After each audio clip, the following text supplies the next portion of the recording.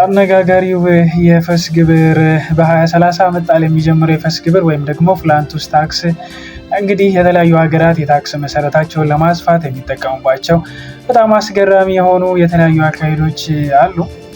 በዚህ ረገድ ዴንማርክ በ2030 ልትተገብረው ነው የተባለው ይህ የፈስ ግብር የሚባለው ነገር በጣም አነጋጋሪ ይሆናል።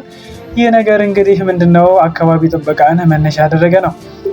ኖርማሊ ከብቶች በፈስ መልክ የሚለቁትን ሜታን የሚባለውን ነገር አካባቢን በመረበሽ ረገድ ፖሊት በማድረግ በመበከል ረገድ ከፍተኛ ሚና አለው ተብሎ በበርካታ ጥናቶች የተረጋገጠ በመሆኑ መንግስት ይህንን ከከብቶች በሚለቀቀው ፈስ ምክንያት አካባቢ ላይ የሚደርስ መበከል ለማረምና ኢንቫይሮንመንቱን ለመጠበቅ ይህን ካሏቸው ገበሬዎች ይህንን ፍላንቱስ የተባለ ግብር መሰብሰብ አስፈልጎታል ማለት ነው።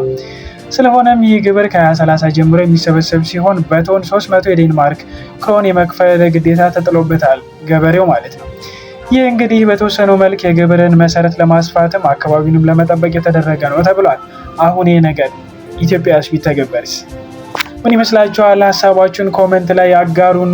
ሰላም።